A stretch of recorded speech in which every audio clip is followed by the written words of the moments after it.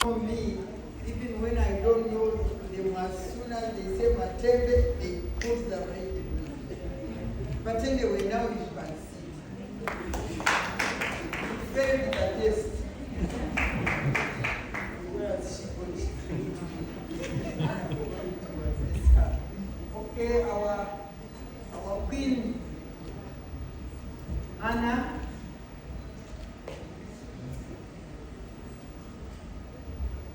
Dad and her family and all of the queen. Where is the other one? The current. And the current queen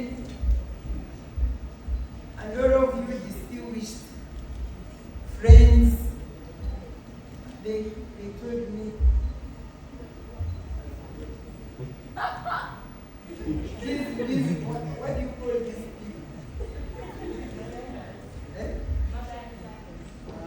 She told me where these people were in the line like that kind of thing. The one has got when she comes, she says. And everybody is here. I'm certainly very, very happy to be here this evening. And I will tell you why. And I want to thank Hannah for inviting me. You know, as I sat there watching these model stories, I was telling Hannah's father that to me, spending my hours seated here watching that is completely out of my schedule of program. And yet here I was watching all these things. But what brought me to watch them, and I didn't know that I would watch them, is my passion in life. My God-given purpose in life is what brought me here to support Hannah, because I see her as one of my fruits in life. I want to thank the Lord for this, because the Gospel according to John chapter 15 verse 16 says that God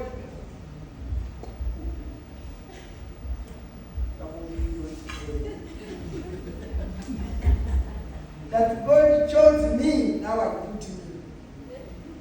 God chose me and appointed me to bear fruits that will last. So for me, it is such a great joy to stand here and hear Hannah's story as if we were born together in the same village. Because this is a girl who should be my grandchild right now. When I see her age, she's my grandchild. But the background, that put the very background that pushed me to be who I am. And before I go very far, I want to prophesy to Anna that whatever you want, you will realize it.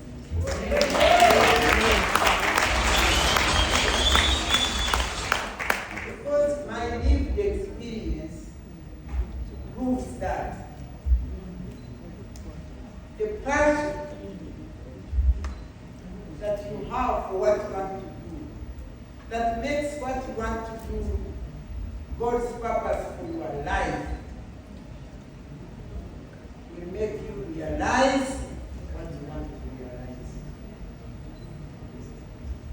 In the book of Ephesians chapter 2 verse 10, it says that we are God's workmanship, created to do good works, prepared for us by God in advance in Christ.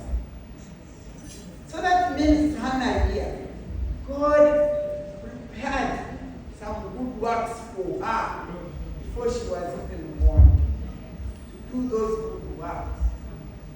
And when I listen to her story, it is so amazing because at least for you, imagine, before you even went to university, you went to the national, international level, you grab. This is amazing. So it took me years and years and years to stand on an international platform. And years stand on an African platform. But you know what amazed me when I was listening to that story, that when she was young, she wanted to get a space to talk to. You know, about these women and girls who are discriminated against. And that's exactly what I lived for right from my time I was a child. I was dreaming of a time when I would stand out. And moreover, I was thinking of my village in Remah as a child of the peasant. To stand out on a hill somewhere, and I would shout out to the women and the girls and say, "You people, come here. We are children. We must refuse. I tell you, from just childhood, that's what I had wanted. And when I prophesied to her, I was thinking of a platform at the village. This place, did I know what platform it is? But I was saying, if I could find a place, a space somewhere, and I shout loud and I call women and girls and say, "Look here, we are cheated. Let us refuse." You see, when I see these people calling themselves resistance movement, me, I started resistance when I was a very young girl. That's why I resist all the wrong in my life, because it is part of my blood. Because when I was 9 years, I already made up my mind. Because I learned that there was somebody called a pleader. And I asked, "Who is a pleader?" They told me a pleader is that person who pleads for others. And I said, "But I want to plead for girls and boys, and girls and women who are being discriminated, unfairly treated, unjustly treated. I want to plead for them." And so I asked, "So what does a pleader?" I want to thank the dad. He's a very, very unique man. Very exceptional man. Because to me there, it wasn't my passion to study my law, but I can tell you when you have a dream, there are dream killers along the path. And in fact, one of my first dream killers was my father. Because when I can't tell you that story. I have written my stories. I'm an author, by the way. I have 4 books. And one of them is a small entitled Woman in the Eyes of God, Reclaiming a Lost Identity. I wrote that book as an answer from God to me. Because I was saying, God, if you didn't want women, if you wanted us to be discriminated, if you wanted us to be treated like garbage, like nothing, like second-class citizens, why did you create us? And after my complaint and questions, God answered me. And I wrote that answer in that book entitled Woman in the Eyes of God, Reclaiming a Lost Identity. And every woman who reads that book can never remain the same. And every other man or woman, every man who reads that book can never retain the same attitude towards a woman. That in each man's life, there is a minimum of 4 women. One is your mother, the other one is your sister, the next one is your wife, and then your daughter. So when Matembe and Hannah are fighting for the good of these women, they are fighting for you, the man, who has at least 4 women in their lives. But you see, they don't realize it. If Hannah fights for the education of the girls, it's fighting for your daughters. If she's fighting for women being empowered, it's fighting for your mother, for your sister, and for your wife.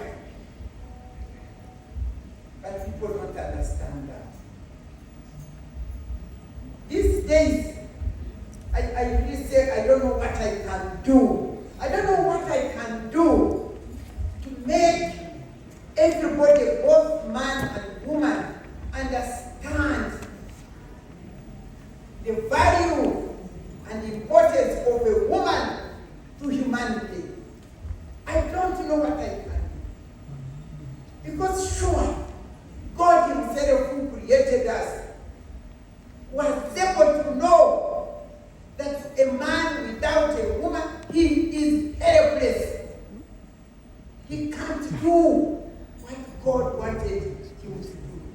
So God had to create a suitable helper to empower this man, help this man to do what God wanted to do for humanity. But people don't understand that. They don't know. And that's why such young girls and women, especially in the area where Hannah comes from, that ethnicity, I have a relationship with that ethnicity of the people who love cows more than their girls and their wives and their wives. And that's where Hannah's father comes from. And they are related to me. I'm related to them. I know them. They shouldn't get annoyed that they know themselves. You don't know how much I fight. Many times I grab the girls of 14, 13 years at the Injera and I get them. You look at a girl, 14, 13 years, because their father has got 14 cows. Just sell this girl, and her future and her life is finished. You people, I wish you could have the passion that we have to deliver humanity by delivering a girl child and a woman. You see, this is what I call God created me purposely. You people, you are here, you are all right. We have fought. The women are here, trousers and everything. What are you talking about? When I went on the public platform for the first time, women were existing, but they were not seen. The girls and women, that time when I was 9 years fighting, the girls and women were there, the majority, but they were not seen. They could not be heard.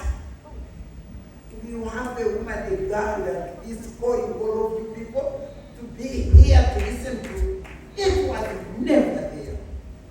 I even remember the first book we wrote in Action for Development, the organization which I founded in 1985.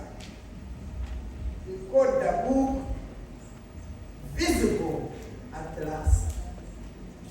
Because we had fought so much that now women could also be seen and stand up and speak on the public platform.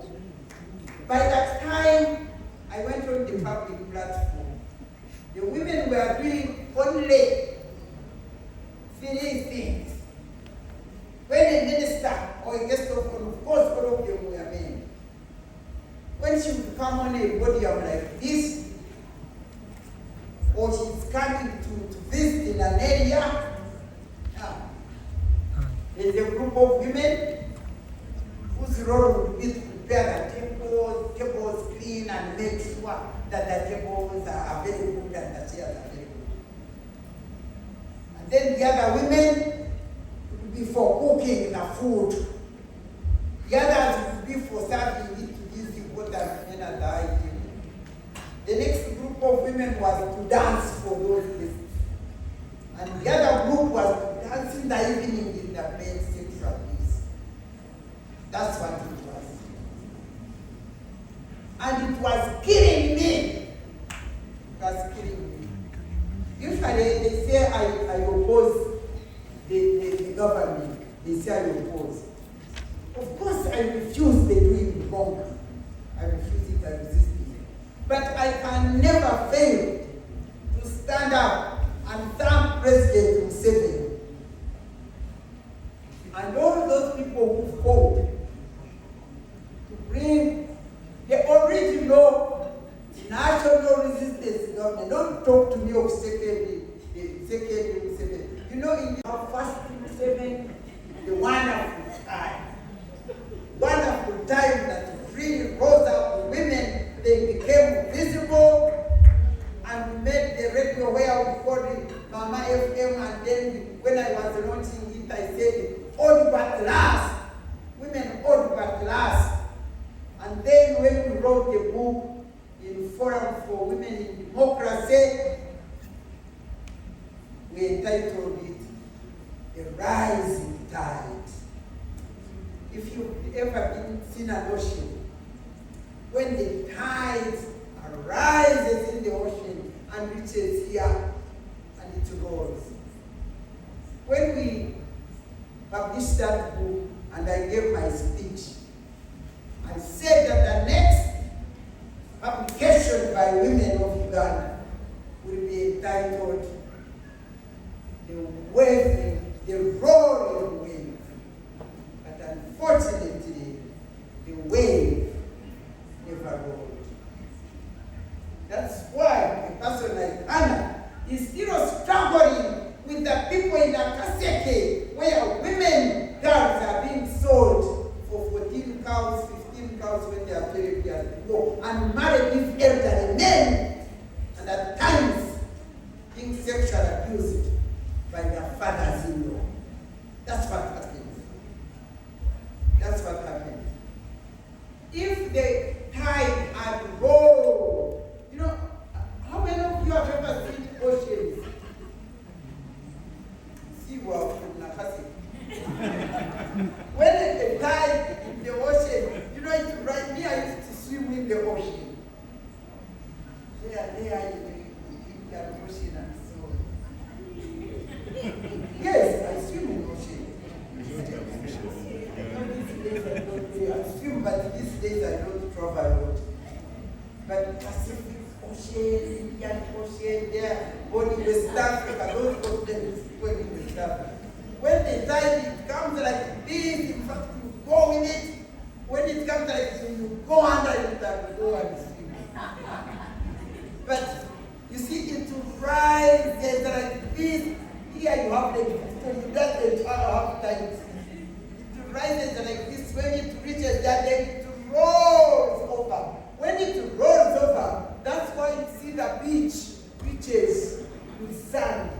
Rolling over means the water reaches beyond the ocean, the borders of the ocean, and reaches far there. That's why I'm saying the roaring wave. Because we had fought so much that the women were powerful. Women rose up. Don't tell me of the violent women. I don't want to demean them. I don't want to demean them. I mean the ones in power. They are on the table. For us, we used to be at the table. You know, when you are at the table, it's different from being when you are on the table and the current ones, they are like on the table like men. They can take decisions. They were taking decisions. We were joking.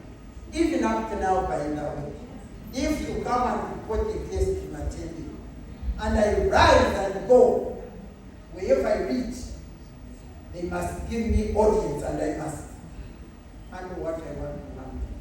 Museveni was telling me when my letter reached that they were in a function in the girl, and the DPC went and read Matembe's letter, and that was the end of the Kuhinjira, and the girl was removed from the That's what we call power. But the way we never was the one who thought that the pastor wrote must straight me to see whether they would have continued to be fired. We had fought this sexual harassment in offices, in what now it is there has come back. But anyway, when I stand here and see this young girl like this, with the passion that I have so much hope that the tide will be raised again. And I bless him. And I feel so happy that my struggles are not in vain.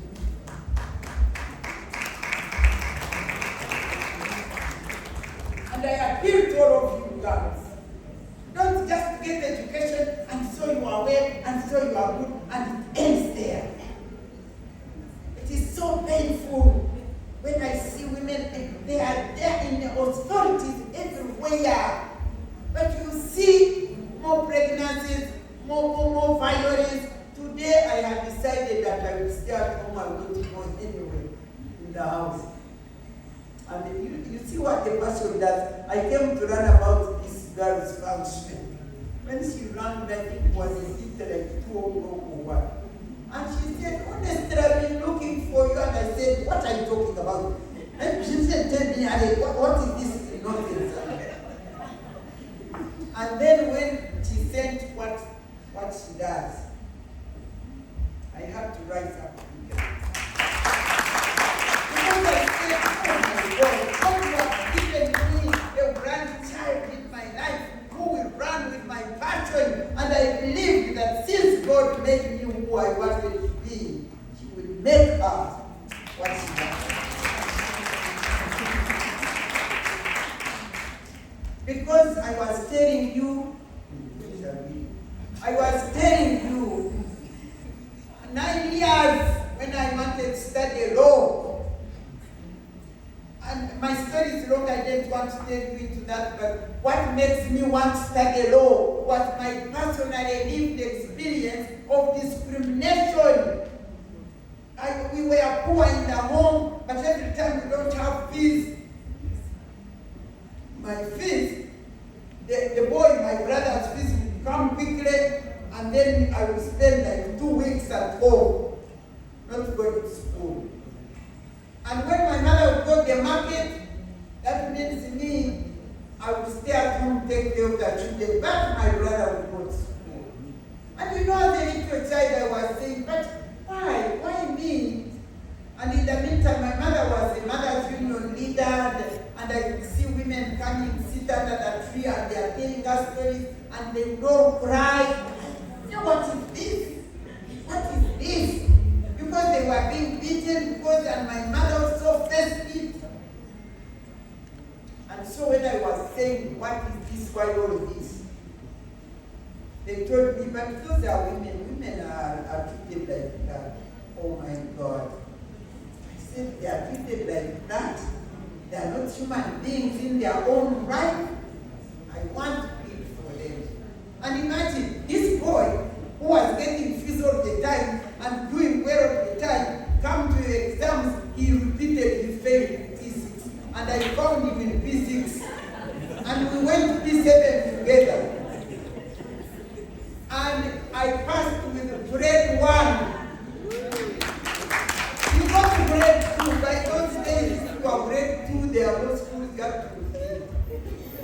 So I went to the Ranyan Girls Secondary School.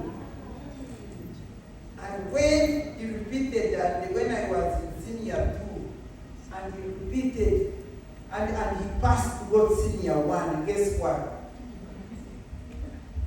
My father said to my mother to come and ask the headmistress to take me from the school to give way for my my brother, because he had been called to study senior one. And for me, I'd been withdrawn from the school and be taken to a teacher training college, because there they were not paying school fees. Because my parents could not afford school fees for two people. I said, but why am I getting out of school? I told the mistress I'm not going. He said, but you know, she was a woman now. You see, Miss Kogunga, you have to pity your parents. They don't have enough fees. So you go, because there they will pay. I said, why isn't this boy going to that college and studying teaching? Me, I pursue, I had a dream. I wanted to study law. I said, why don't you study teaching? Because he is a boy. You men who are here, but you are young, I wish you would do it for that place. And I talk to those men who are there. You imagine men you have got to get brains in your heads. He is a girl who is so brilliant, who has never repeated class. Even when you discriminate against her, she doesn't attend all the time. She has gone to senior one, a wonderful school in Ampore. And the boy who has been repeating because he is a boy. Let me tell you, what is making the boys now, they say we have neglected boys and the men are like men in the lions in hiding. You know why it's like that? It's because when we came out and said, girls, you are also human beings. You are capable. You can make it. You can do everything that a man can do. So go out and do it. In the meantime, the people kept telling the boys, you are a boy, you are a boy. Don't you know you are a boy? What does that mean exactly? They did not dissect, they didn't unpack what a boy means. But they tell them, you are a man, don't you? Yes, I'm a man. So what is man? What is man? What does being a man exactly mean? When you realize it, so they kept in their heads with their boys. Imagine they withdraw me from school because a boy. And let me tell you, that boy, unfortunately, my brother, I loved him so much when I was coming after.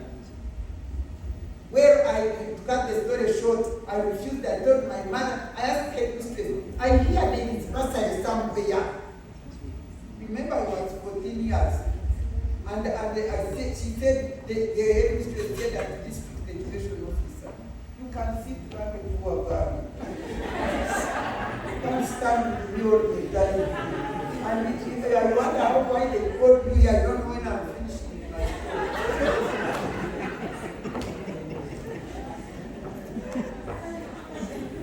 So, story short, I asked my mother, do you know where the district education office is? He said it is in Mbarara. I said, can you take me there? She said, but Mama, I don't know how to speak English. I said, don't worry, I'll speak English myself. 14 years with my uniform. Had I ever been to Mbarara anyway, in the city, town? But he took me, we sat outside the district education officer for the whole morning. We didn't know how to enter. But finally, I got bursary for myself at 14 years. At 14 years, that's why I was professing. And of course, when I went to HSC, that's when I learned British parliamentary history. They were telling us that in parliament, they stand up to make the law, and they do this. You remember when they studied the law and see what it is saying, and if it is not saying the right thing about women, I will call women and we will refuse. But now when I reach HSC, then I learned that you can, laws are made in parliament. I said, oh, wait a minute. So, when I study law and find that it is not saying good about women, I will go to parliament and change it. Do you hear? Anna, do you hear? Now at HSC, I finished. They called me to Makerere to study law. Already I have enlarged my dream now to become a member of parliament and change the law. And guess what? My father said, what? You, a guy studying law, not in my house. You man, they should clap for you so much. Not in my house.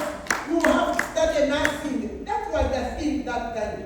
You study nursing, you study teaching, you study. I said, so you want me to go and study doctor? He said, what? A guy, a doctor in my house? I was precise.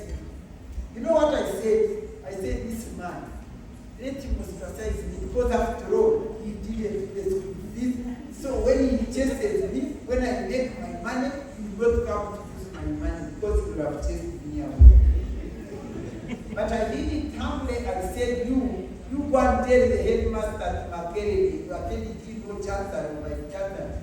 You are the headmaster. I said, go to Makerere and tell the headmaster that you don't want your daughter to do what?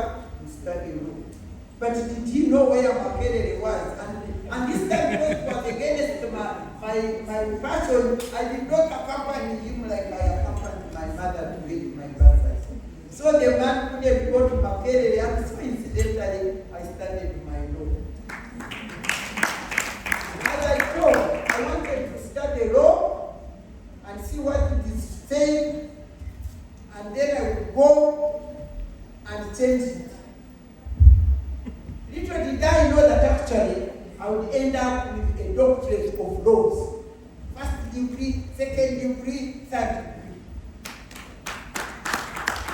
When I said I wanted to go to parliament and make law, little did I know that I would be one of the 21 member commission to make the constitution the fundamental law of the land. You people. And I went to parliament, and I went to CA, and I didn't stop there, and I went to Pan-African Parliament, and I went, can you imagine from that very village there?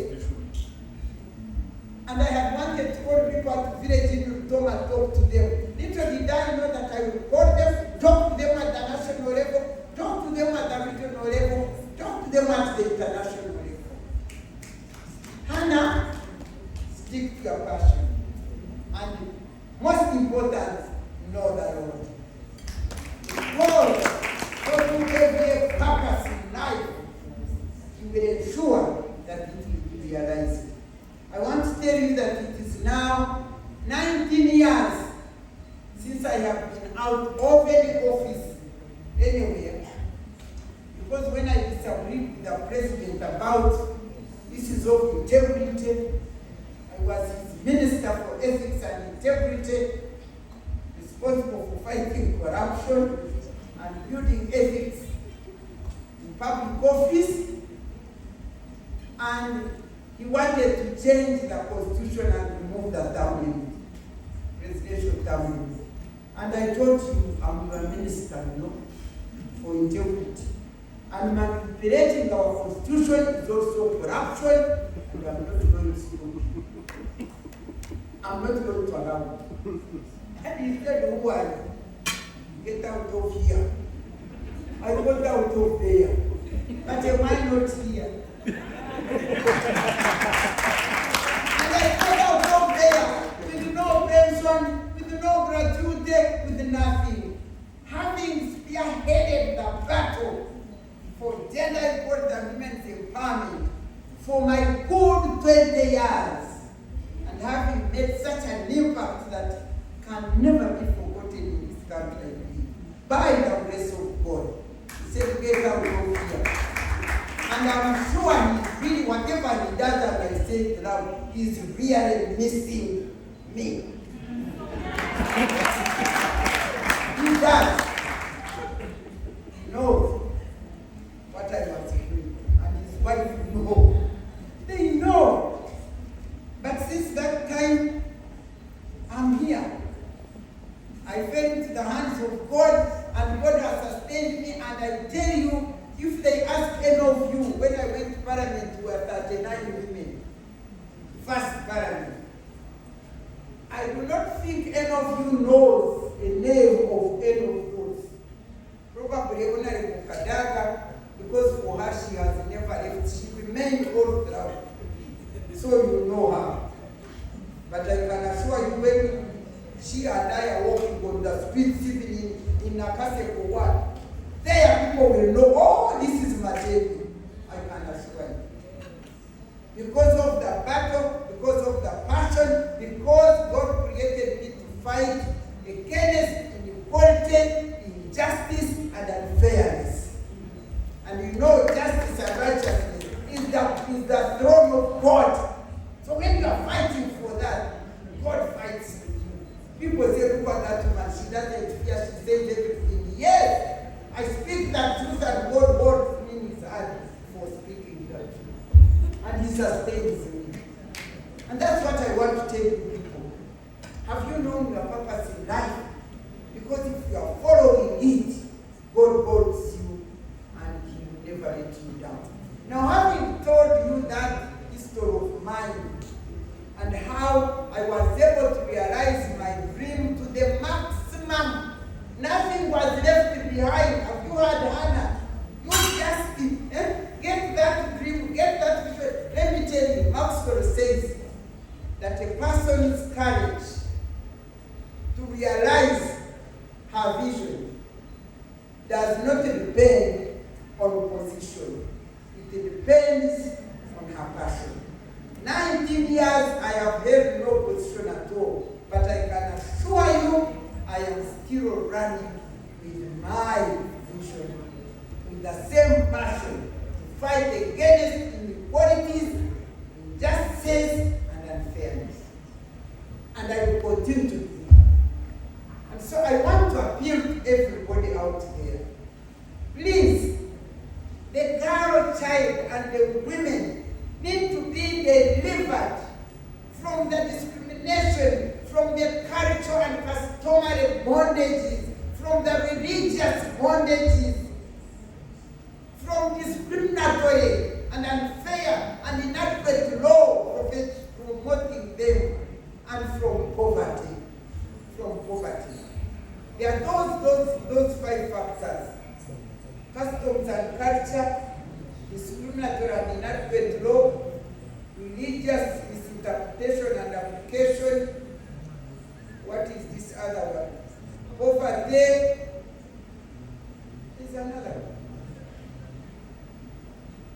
Where is it going, my lady? And it is the worst.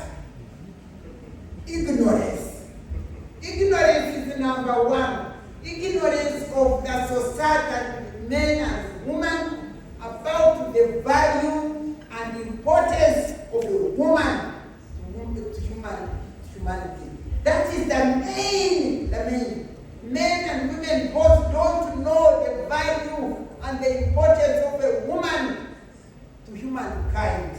Because if they knew, all of us would be fighting to liberate women from those other bondages so that they may be able to utilize their God-given wisdom and talents to realize their potential for the good of humankind. I want to ask all of you men here in me tonight, and women, we have come here, of course, to launch this thing, Hannah Karema Foundation, which is aimed at doing that, lifting the woman. But at the same time, I want you, each of you who has listened to me, who have heard my passion, who love human beings, I want you to go now from today, know and realize and find out the importance and the value of a woman to humankind. I'm telling you, I don't know why people don't know. Because God saw it. And when they said a suitable helper, let me tell you people, when God created Adam and saw he was helpless, and he created Eve to help him, there were no beds to make in the garden. There were no bed sheets to wash. There was no food to cook. There were no men's suits and shoes to wash. These people are just there naked in their garden. So what help? did God mean? You tell me, what help did God mean? God saw when he created a man, he found that in his intellect, in his mind, in his head, there was something missing. And he needed the woman to be far intellectually, emotionally, brain-wise, so that the human being could be full and complete to be able to do the work God wanted him to do. If you go and read that Bible, God did not tell Adam to do anything except taking care of the garden and getting fruits and eating them. He didn't give him any role because he saw he was incapable of doing what God wanted him to do. And immediately he created Eva. And Adam looked and laughed. For the first time, the man talked. What did that mean? The man was lifeless